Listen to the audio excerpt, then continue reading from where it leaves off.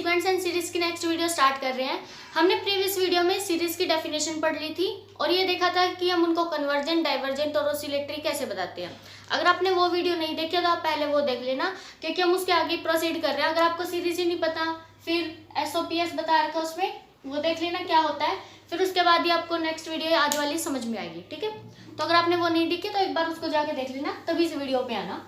तो देखो स्टार्ट करते हैं। अब हम थोड़ा सा मतलब कन्वर्जेंट बताने के लिए ना कुछ और रूल्स हैं, कुछ और रिजल्ट्स हैं, वो हम देखेंगे। कुछ होती है नेसेसरी कंडीशन, कुछ होती है सफिशिएंट और कुछ दोनों ही है, इफ एंड ओनली इफ की। तो देखो सबसे पहले आपकी बुक में थ्योरम है 3.8 है। उसने क्या कहा है कि the series AN convergent then limit AN is equal to 0।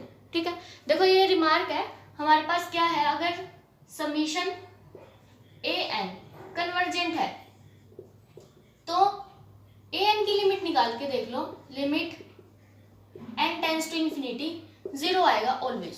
ठीक है, अगर कोई भी कन्वर्जेंट है हमारी सीरीज, तो उसकी जो लिमिट आएगी ना nth टर्म की लिमिट, वो हमेशा क्या करनी चाहिए, 0 को ही टेंड करनी चाहिए। सपोज करो हमने क्वेश्चन ले लिया जिसमें ना लिमिट 0 पे नहीं जा रही, तो हम क्या कर देते हैं, अगर आपको पता है, अगर मैं इसको P मान लूँ, if P implies Q then negation of Q implies negation of P, है ना, नेगेशन से ऐसे ही होता है।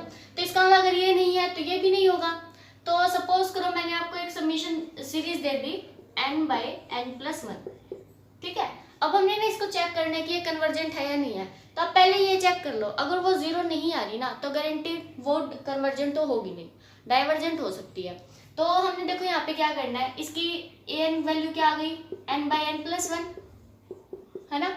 अब इसकी लिमिट निकाल के देख लो, लिमिट हमने निकालनी है n tends to infinity AN, n को इधर ले जाओ, डिवाइड में आ जाएगा n/n कॉमन ले लो, 1 + 1/n, n से n कैंसिल हो गया, limit n tends to infinity करेंगे, 1/∞ 0, 1/1, तो हमारा आंसर आ गया 1।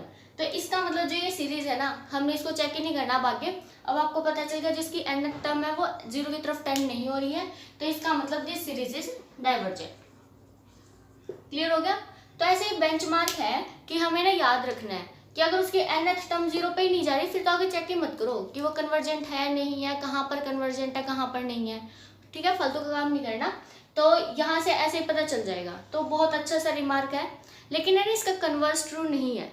ठीक है, सपोज करो अगर AN 0 पे ही जा रहा है तो वो जरूरी नहीं है कि कन्वर्जेंट हो। तो मतलब मेरे कहने का मतलब क्या है, समझ में आ रही है बात। इफ P इम्प्लाइज Q, तो इसका मतलब ये थोड़ी ना कि Q है तो P भी होगा। ठीक है, तो ये नहीं है, ऐसा नहीं होगा। तो हम जैसे कि ले लेते हैं, हमने पढ़ा था सीक्वेंस एंड सीरीज से ही देख लो। सपोज करो मैंने AN की वैल्यू ले ली 1/n, है ना। अब ये देखो, अगर हम ले रहे हैं समीशन 1/n, मतलब कि समीशन AN ले लिया हमने, ये हमने पढ़ी थी डाइवर्जेंट होती है, हमने सीरीज में पढ़ा था, सॉरी सीक्वेंस में हमारे पास ऐसी आई थी ना terms, AN is equal to 1 + 1/2 + 1/3 plus up to so on 1/n। अब ये जो चीज है वो इसका क्या है, SOPS ही तो है ना, सीक्वेंस ऑफ पार्शियल सम्स ही है। और हमने देखा था कि ये हमारी जो सीक्वेंस है, जब मैंने मोनोटोनिकली इंक्रीजिंग डिक्रीजिंग सीक्वेंस बताई थी, वहां पर है ये क्वेश्चन, आप जाकर देख सकते हैं वीडियो में। हमने पढ़ा भी था कि this sequence is monotonically increasing but this is bounded below only. ठीक है, बाउंडेड अबो नहीं है, और अगर ये बाउंडेड अबो नहीं है तो इसका मतलब ये कन्वर्जेंट नहीं है। अब this is not convergent, divergent है ये। अगर ये डाइवर्जेंट तो ये भी डाइवर्जेंट, है ना। अब ये जो सीरीज है ये मेरी डाइवर्जेंट आ रही है, लेकिन उसकी जो nth टर्म है ना वो हमारी किस पर टेंड कर रही है, 0 पर कर रही है। जब आप n tends to infinity put करोगे तो 0 आंसर आएगा ना। इसका मतलब converse need not be true. आप कन्वर्स नहीं लगा सकते कि अगर हमारी nth टर्म 0 को ही टेंड कर रही है तो हमारी जो सीरीज है वो ऑलवेज कन्वर्जेंट होगी, ऐसा नहीं होगा। हमने सिर्फ नेगेशन पे काम करना है कि अगर AN 0 पे नहीं जा रहा तो इसका मतलब दिस इज नॉट कन्वर्जेंट। ठीक है, और अगर ये कन्वर्जेंट है तो ये 0 पे ही जाएगा। क्लियर हो गया ये रिमार्क। ठीक है, बाकी प्रूफ तक कम ही आते हैं, आप रिमार्क को ऐसे ही याद रख लेना, क्योंकि क्वेश्चन को सॉल्व करने में ज्यादा यूज होंगे ये। ठीक है, आप कर लेना। और नेक्स्ट रिमार्क देखो क्या है, उसके बाद उसने बता रखा है, एग्जाम्पल दे रखे हैं आपकी बुक में, आप ट्राई कर सकते हैं। किसी क्वेश्चन में डाउट आए तो आप पूछ लेना, ठीक है, कमेंट बॉक्स में लिखकर। उसके बाद उसने ना जीपी बताई है कि अगर हमारे पास कोई भी सीरीज जीपी की फॉर्म में मिलेगी तो उसको हम डायरेक्टली कैसे बताएंगे कि वो कन्वर्जेंट है या नहीं है। ठीक है, ज़्यादा रूल नहीं लगाने हमने, सिर्फ हमने क्या करना है, थ्योरम्स को डायरेक्टली अप्लाई करना है। अब उसने बताया रखा अगर हमारे पास जीपी आएगी मतलब कि ज्योमेट्रिक सीरीज है ना, तो आपको पता ही है वो कैसी आएगी, हम ऐसे आएगी ना, r square r cube r raise to the power 4, ये कॉमन हमारी रेशो होती है, ऐसे मिलेगा सम में। 1 भी हो सकता है, ठीक है, अगर उसने मान लो ऐसे स्टार्ट कर रखी है ना हमारी, ये तो मैंने ए, देखो यहाँ पे सपोज करो फर्स्ट टर्म हमारी ए है, तो आगे क्या जाएगा ए आर, फिर ए आर क्यूब ए, ऐसे है ना, ये फर्स्ट टर्म, फिर आर से मल्टीप्लाई करते रहेंगे, ये हमारी जीपी हो गई। अब हमने ना सिर्फ किस पे ध्यान देना है कि जो हमारी कॉमन रेशो आई है ना वो क्या है, यहाँ पर आर की वैल्यू देखना। ठीक है, जो हमारा क्वेश्चन होगा, अगर मोड ऑफ आर हमारा लेस देन 1 है तो वो हमेशा कैसी होगी, कन्वर्जेंट। ध्यान रखना, जब हमारी कॉमन रेशो लेस देन 1 आ जाएगी तो वो कन्वर्जेंट है, अदरवाइज वो डाइवर्जेंट है। ठीक है, तो mod of r greater than equal to 1 पे डाइवर्जेंट। क्लियर हो गया? ठीक है, बिल्कुल आसान है कि अगर हमारी जो कॉमन रेशो है अगर वो लेस देन 1 है तो कन्वर्जेंट और ग्रेटर देन 1 है तो डाइवर्जेंट। ठीक है, कोई क्वेश्चन होगा तो देख सकते हैं आप।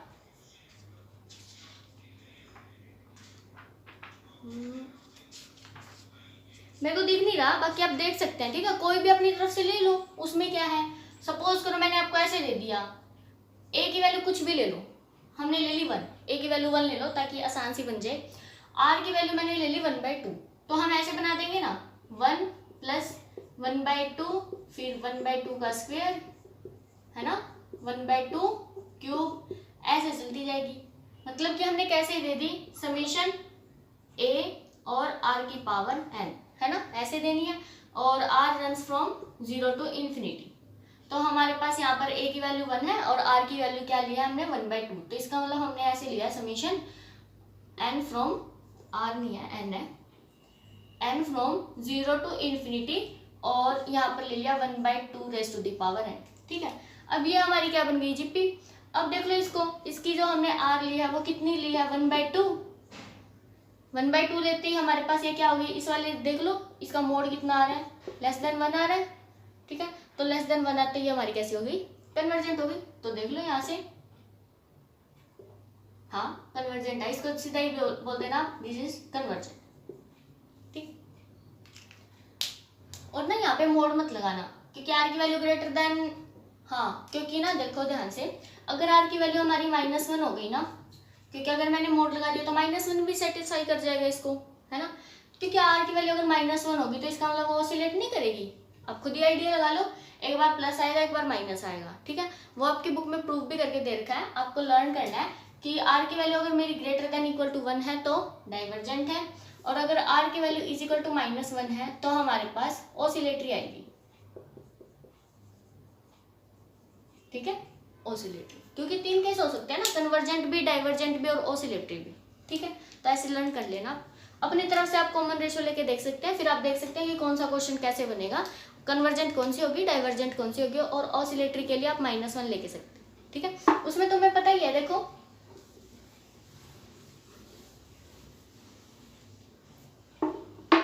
जैसे ये है, इसमें मैंने आर की वैल्यू 1 ले ली, तो आपको पता है देखो a माइनस ए फिर प्लस ए फिर माइनस ए प्लस ए माइनस ए, ऐसे ही तो चलेगा, है ना। तो SOPS क्या आएगा, हमने पहले भी पढ़ा था, जो हमारी लास्ट वाली वीडियो है उसमें आप देख सकते हैं, यहाँ पर S1 है वो A आएगा, S2 है फिर 0 आएगा, फिर S3 फिर से A, S4 0।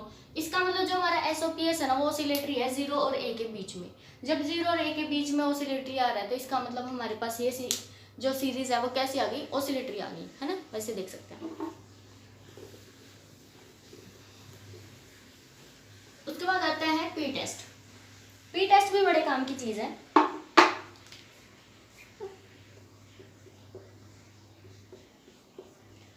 पी टेस्ट में क्या है, मैं आपको सिर्फ टेस्ट बता रही हूँ, आपका मन करे तो प्रूफ पढ़ सकते हैं, लेकिन क्वेश्चंस में ज़्यादा यूज होते हैं ना, इसलिए तो मैं प्रूफ नहीं करवा रही।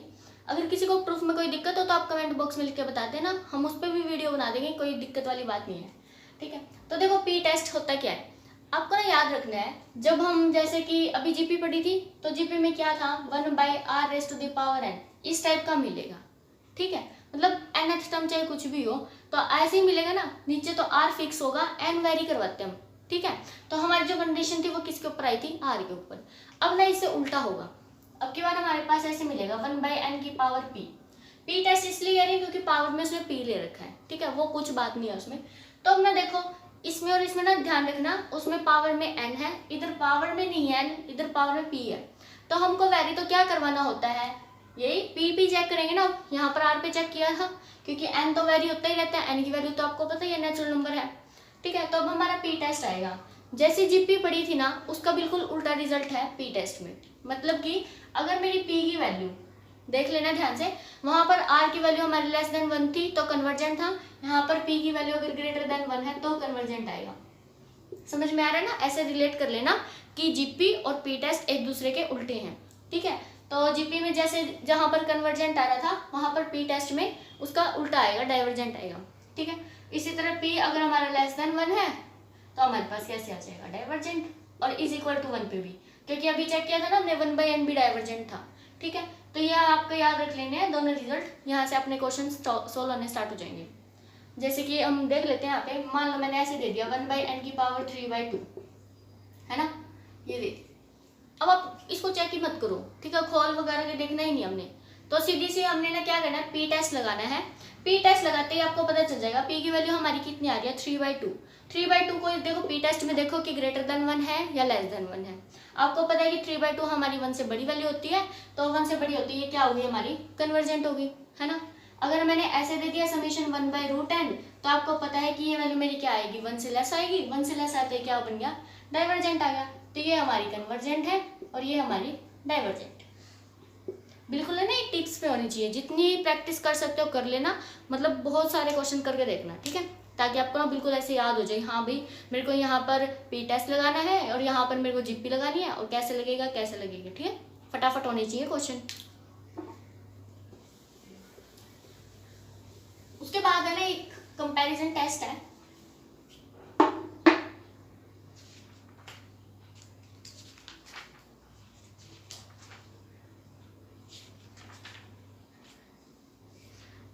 मेरी बुक में तो ना 3.20 पेज पे है, आप देख सकते हैं जहां पर भी हो।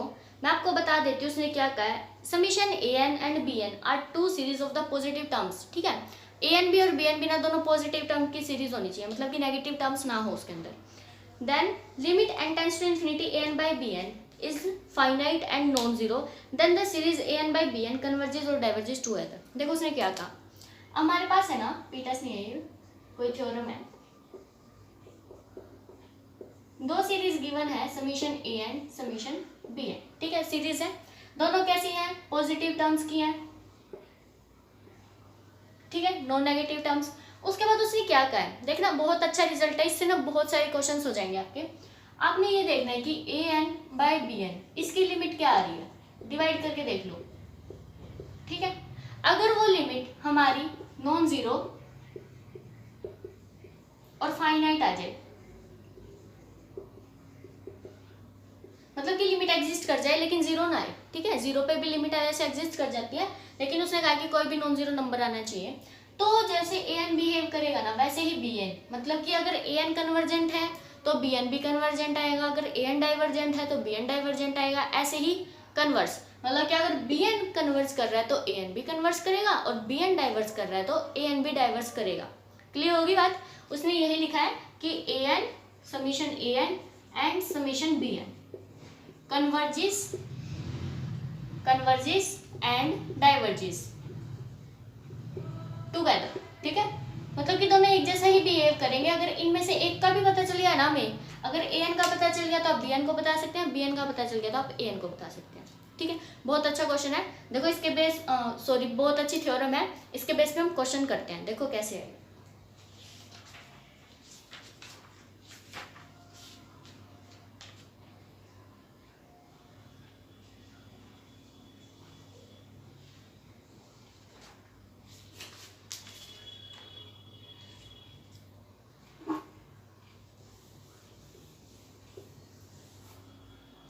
एग्जाम्पल नंबर 7 है 1/√n साइन 1/n, ठीक है, an की वैल्यू हमारे पास गिवन है 1/√n और साइन 1/n। अब आप इसको देखोगे ना, वैसे अगर आप ओपन करने लगोगे, लिमिट वगैरह लगाओगे, तो समीशन भी देखो खोलने में ज़्यादा दिक्कत आ जाएगी। तो आपको क्या करना है, इस वाले रिजल्ट का यूज़ करना है। देखो कैसे करेंगे, साइन की एक्सपेंशन सबको आती है, तो ओपन कर देते हैं यहाँ पर 1/√n, ओपन करो। देखो क्या होता है, साइन एक्स का expansion x minus x cube by 3 factorial minus x raise to the power 5/5 factorial, sorry plus, फिर माइनस आएगा x की power 7/7 factorial and up to so on, है ना। तो यहाँ पर रख दो, देखो x के प्लेस पर 1/n पुट करना है, तो 1/n माइनस 1/n की क्यूब और साथ में 3 फैक्टोरियल, ठीक है, फिर plus 1/5 factorial n raise to the power 5 minus 1/7 factorial n raise to the power 7 and up to so on, ऐसे बन जाए। अब आप एक काम करो, यहाँ पर ना ये देखो कि n की ना सबसे बड़ी पावर, मतलब सबसे छोटी पावर क्या आ रही है फिलहाल, देखना, मल्टीप्लाई करो अंदर, 1/n raise to the power 1 है, यहाँ पर 1/2 है, 3/2 हो जाएगी, फिर माइनस 1/3 फैक्टोरियल n, यहाँ पर 3 है, यहाँ पर 1 है, तो कितना हो गया 7/2 माइनस 1/5 फैक्टोरियल, और यहाँ पर हो जाएगा n raise to the power 11/2 and up to so on, ठीक है। अब ना आप ध्यान से देखो, एक बार हम वो चेक कर लेते हैं पहले वाला रिजल्ट an। अगर आप an में limit n tends to infinity करोगे तो 0 आंसर आ रहा है, सभी को दिख रहा है कि 1/∞ करेंगे 0, यहाँ पर भी 0, यहाँ पर भी 0, सब में 0 आएगा, तो इसका मतलब ये कन्वर्जेंट तो हो, ठीक है। मतलब वो वाली दिक्कत तो नहीं आई ना कि an अगर हमारे पास नॉन जीरो होगा तो वो डाइवर्जेंट थी, ठीक है। अभी हमें पक्का नहीं पता चला, लेकिन an की वैल्यू 0 तो आ गई, तो इसका मतलब ये डाइवर्जेंट तो हो भी सकते हैं, नहीं भी हो सकती, चेक करना पड़ेगा फिलहाल हमें। अच्छा अब देखो, अगर हम इस 1/n की पावर 3/2 इसको अगर हम कॉमन ले लें, कॉमन लेके देखो क्या वैल्यू आएगी, n की पावर 3/2 कॉमन ले लिया हमने, 1 माइनस 1 मतलब कि सबके नीचे से n कॉमन ले रहे हैं, तो वही बात आ गई, यहाँ पर n² बच जाएगा, 3 factorial n² plus 1/5 factorial n raise to the power 4 और minus 1/7 factorial n raise to the power 6 and up to so on. अब देखो यहाँ पर क्या वैल्यू आएगी, अगर मैं bn को, अब ध्यान से देखना, अगर हम bn को यही पावर ले लें, bn मैंने ले लिया 1/n raise to the power 3/2, ठीक है, तो हम ये रिजल्ट लगा के देखते हैं, an/bn करेंगे तो सीधी सी बात है, इससे ये कैंसिल हो जाएगा क्योंकि बाय करना है ना, हमने डिवाइड करेंगे। तो अगर हमने an/bn लिखा, यहाँ पर लिख दो आप an/bn, ठीक है, तो सिर्फ ये टर्म बचेगी, और फिर करना है हमें n tends to infinity, n tends to infinity करेंगे तो देखो ये वाली सारी टर्म्स हमारी 0 हो जाएंगी, ये वाली, सिर्फ क्या बचेगा 1, तो हमारी इसकी लिमिट क्या आ गई 1, ठीक है, which is non zero and finite आ गया। तो यहाँ से हम देख सकते हैं अगर an और bn में से किसी एक को भी हम आइडेंटिफाई कर पा रहे हैं कि वो कन्वर्जेंट है या नहीं है, तो हमारा bn को भी पता चल जाएगा, ठीक है। किसी को भी एक को चेक कर लो, an दिख रहा है या bn। अब आपको पता है कि bn तो थोड़ा सिंपल सा है, an थोड़ा कॉम्प्लिकेटेड है। अब bn को ना डायरेक्टली p टेस्ट से बता सकते हैं, मैंने अभी अभी बताया था 1/n raise to the power p, p को चेक करो, अगर ग्रेटर देन 1 है तो कन्वर्जेंट, यहाँ पर p की वैल्यू हमारी 1 है ना, ग्रेटर देन 1 है, दिख रहा है, तो ग्रेटर देन 1 होते ही bn हमारी कन्वर्जेंट होगी, bn कन्वर्जेंट तो an भी कन्वर्जेंट। इसका मतलब इसको चेक करने के लिए हमने किसका यूज किया, इसका, क्लियर हो गया। तो ऐसे आपको ना बहुत सारी बड़ी बड़ी जो हमारी सीरीज आएंगे उनको आप इस वाले टेस्ट से बहुत इजी से कर सकते हैं, ठीक है। प्रैक्टिस करना क्वेश्चंस की, सारे तो मैं करवाऊंगी नहीं, सारे करवा दिए तो फिर आप क्या करोगे, ठीक है। तो कर लेना क्वेश्चन, जिसमें डाउट हो आप कमेंट बॉक्स में विदाउट एनी हेजिटेशन लिख सकते हैं, I will try to solve it, ठीक है। Thank you for watching.